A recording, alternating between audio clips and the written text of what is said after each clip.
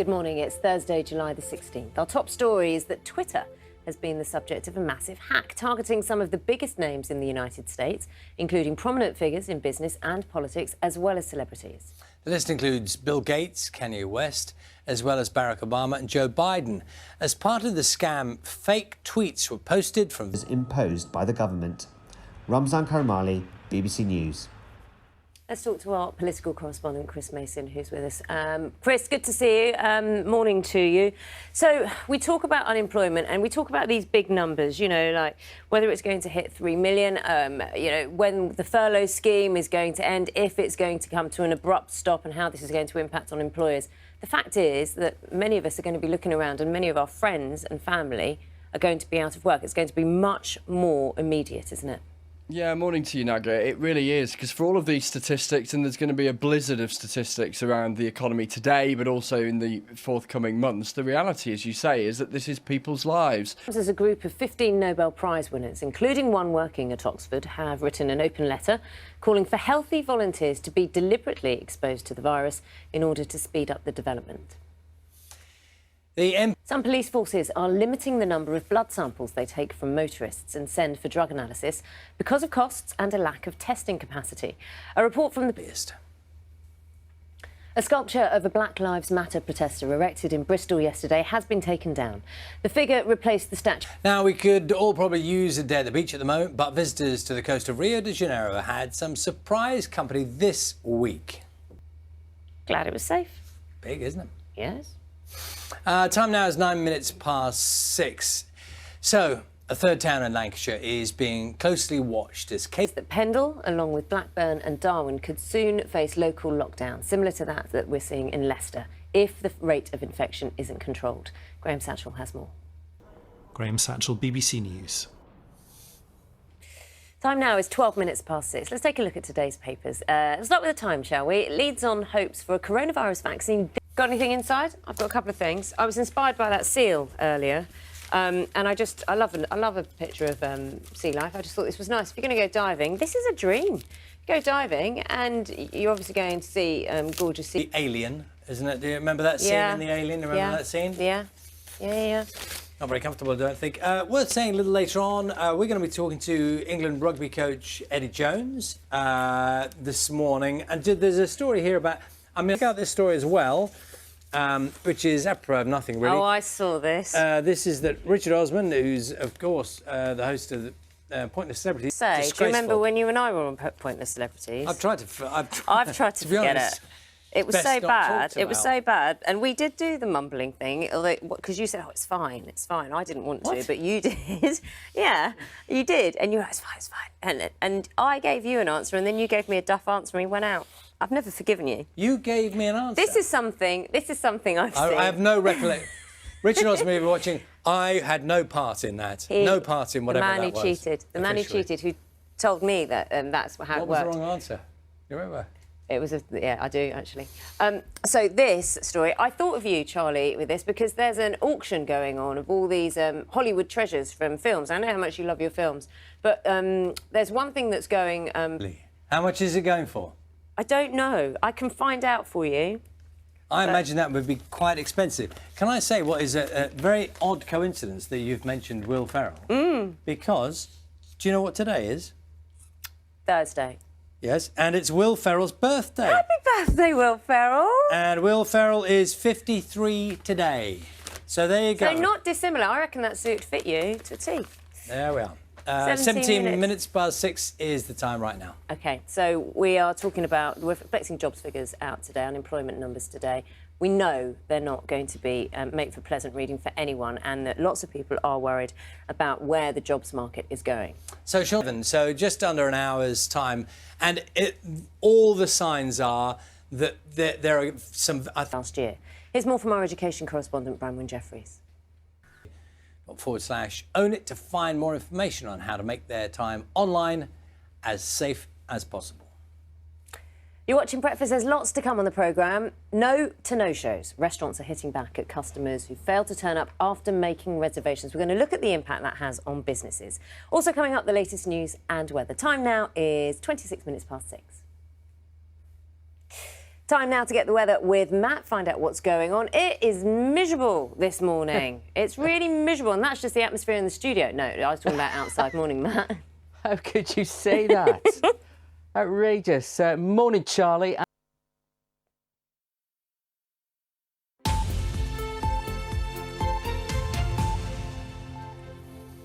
Hello, this is Breakfast with Nagamon Chetty and Charlie State. Good morning, it's 6:30. Let's bring you all the latest news and sport. That's coming up in a moment. Should tell you what else is coming up. Good morning, here's a summary of today's main stories from BBC News. Twitter has suffered its biggest ever security breach, in which the accounts of a number of high-profile figures... Given the weather job, though.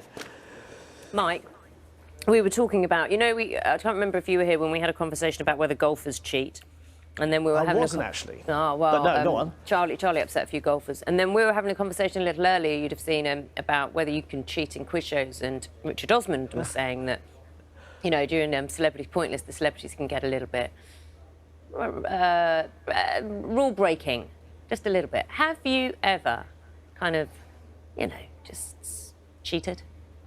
Yes, I have to confess. If anybody from Ashwell Primary School is now watching, I do apologise. I was around 9 years old, and it was the Scrabble competition at school. And I managed to distract some of the other contestants and switched around some of my little pieces. Really? So I could get a better score, yeah. I've never really been able to live with that. Did you win? Well, no, you've done the right thing. You've said it finally. I still didn't win. I still didn't win. Well, that's so the it just pointless shows. It doesn't part pay, of does it? It's the point. Well, it's not that it doesn't pay. If you're going to cheat, you should at least win. I'm just not very good at it, am I? Mike, we'll be back with you a little later on. Thank you very much. Don't cheat. No, don't. 17 minutes to 7 is the time.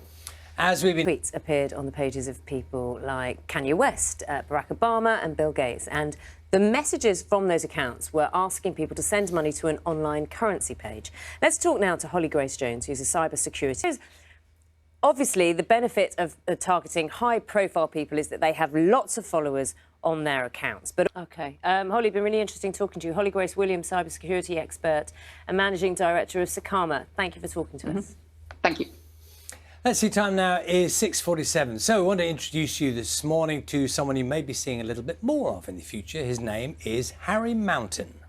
He is 80 years old, and you may think he should be enjoying his retirement, but he has decided to take on a new career. He can't keep up with all the work that he's getting. Andy Gill's been finding out more.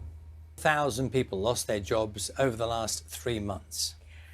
The pandemic has had a severe impact on many businesses. There are fears that this will only worsen when the government's furlough scheme is wound down. Now, we've spoken to one business owner who said tough decisions will have to be made if things don't improve.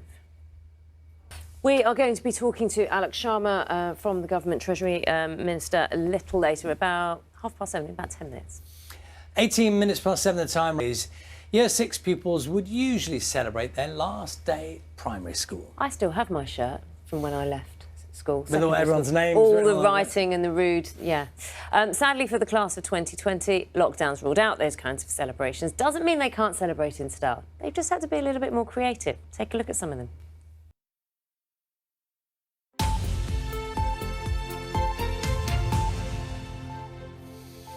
Hello, you're watching Breakfast with Nagamon Chetty and Charlie State. Time is 7:32. In the last few minutes, we've got the latest unemployment statistics. Yeah, we understand that the number of employees on payrolls is down around 650,000. The unemployment rate for May is at 3.9%. That hasn't changed. Let's get some analysis and how the government's going to react to this. We can talk to the Business Secretary, Alex Sharma from Central London. Good morning to you, Alex Sharma. Would you like to give me your instant reaction to the numbers and how you're thinking this is going to further pan out? Morning, Naga. Thank you for having me on. Look, I think any one who's facing unemployment, for them, it's going to be an incredibly worrying time, and we want to reach out and support everyone through our job centre network, through the Rapid Response Service. What I would say is that as a result... Prepare us to live in that environment. Well, as I said, I think the best thing the government can do is to support those businesses. You know, but Naga, But Naga, I speak every day to businesses. I speak every day to business representative organisations, and what they will tell you is that it is around those who are facing potential job losses, and of course around the business community. When you've spoken to those businesses, and I will ask you who you've spoken to, who's actually unemployed at the moment. When you've spoken to those businesses, have they alluded to the BCC, the British? Well, I mean, there are a whole range of suggestions that come from What about that businesses. One? Well, as I said, there are a whole range of suggestions that come from businesses. Let's see what the Chancellor says at the... What about the businesses you, as Business Secretary, have spoken to before Rishi Sunak makes any announcement? You said you've been speaking to businesses. Have they said to you a temporary cut in national insurance would be helpful and they would like you to push for that?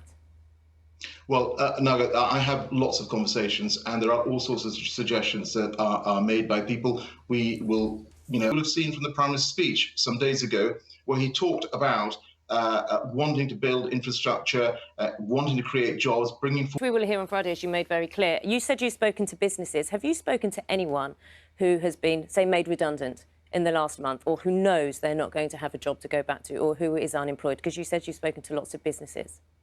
Yeah, look, I've had correspondence with constituents who are in that position, yes, and I know it's incredibly difficult.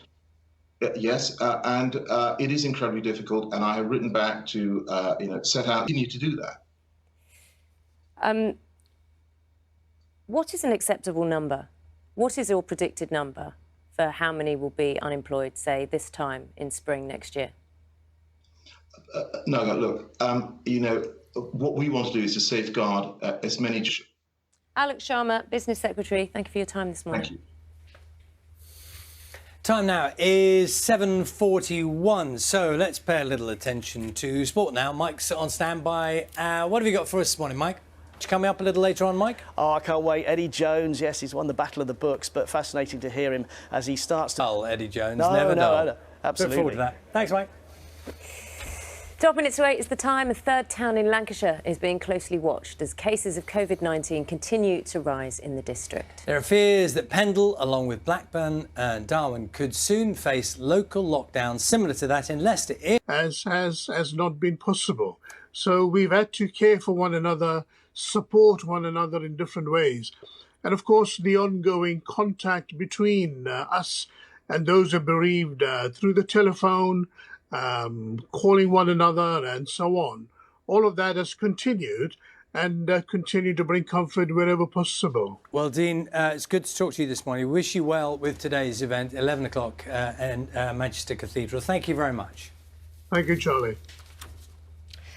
Let's talk to Matt. Let's find out what's happening with the weather. You've had a really lovely variety of pictures today behind you. You did have some sunshine in the last one. I've got a little bit of sunshine in this one as well. Good morning. Welcome to Breakfast with Naga Marchetti and Charlie State. Good morning. Our headlines. More bad news when it comes to jobs. The number of workers on UK payrolls has dropped by nearly 650,000. The first kids have arrived. Good morning for our class of 2020 leave. Good morning. Unfinished business. England's rugby union head coach.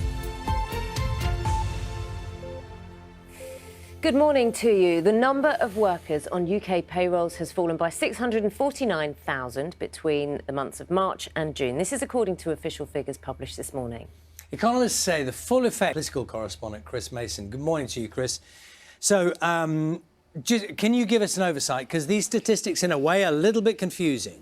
Yeah, morning to you, Charlie. So these statistics published by the Office for National Statistics in the last hour, and they are patchy and they are rather confusing because we are still living through, aren't we, the economic realities of this pandemic. Welfare support, we're putting more money into universal credit. So there is support out there, but I'm not denying that it is not going to be a difficult time for many individuals and families. So what we can do as a government is to support them with this. Labour saying that it's vitally important now that the government's support measures are more targeted at those sectors of the economy likely to struggle the most. From the CBI, the employers' organisation, saying that this is only just the beginning.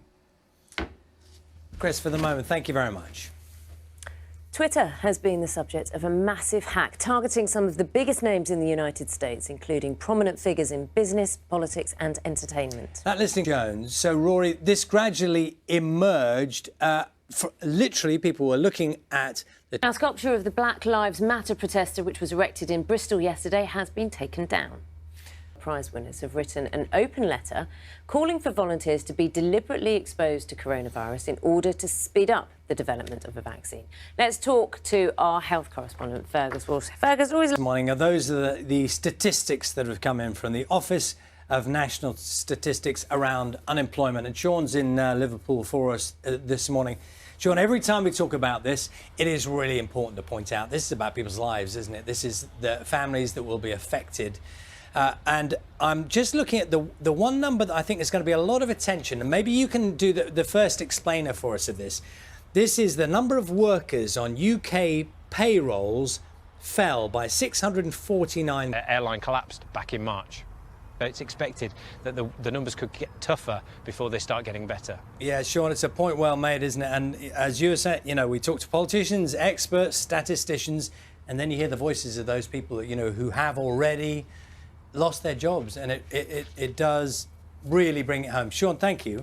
Well, we spoke to the Business Secretary, Alex Sharma, a short while ago at 7:30. At 8:30, we're going to talk to Annalise Dodds, who's the Shadow Chancellor, as well. We can talk now to the Chairman of Reed Recruitment, who's James Reed, to find out what this means for the UK economy. Lovely to have you with us this morning. I just would be really keen to hear your thoughts. You know, Sean was saying there, and the implication is there from whoever we speak to in terms of economists, that these numbers are going to get worse before there's any chance of them getting better. Do you have kind of a picture in your head, or are you able to get one now as the figures are coming through and as we know that furlough is tapering? Hello, yes, good morning. The picture is a difficult one, certainly, and the data that came out today, if you dig underneath it, the headline is 3.9% unemployment, but if you dig underneath it, it says that job vacancies have fallen to a record low, lower even than in 2009. Of Reed Recruitment. So, sees actually growth in some employment areas, sales, transport and logistics and education, potential workplace sources. More on those figures. So-called no-shows. That's where customers book tables in restaurants and then fail to show up without cancelling. Have you ever done that? No, I honestly don't think I have. Rude. It's just rude. Tom Kerridge branded them selfish and disgraceful. He warned it could mean that some restaurants will be forced to close. There's been plenty of response to the campaign online, with several UK restaurants and bars weighing in. What is a difficult time? Very difficult time. I mean, that day on Tuesday was bad, listening to a live jazz show.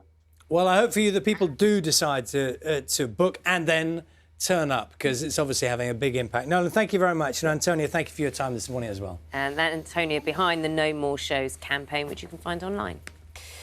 Just before 9 o'clock, David Tennant is joining us. He's going to talk about making television. Now is 8:30. Let's find out what's happening with the weather. Let's find out and talk to Matt this morning. Good morning, sir. And Antonia behind the No More Shows campaign, which you can find online. Just before 9 o'clock, David Tennant is joining us. He's going to talk about It's back for another series on the BBC. Time now is 8:30. Let's find out what's happening with the weather. Let's find out and talk to Matt this morning. Good morning, sir. So events happening today, even as we speak. Breakfast, Jamie Cumming is at the Sacred Hearts Primary, which is in the Wirral. Morning to you, Jane.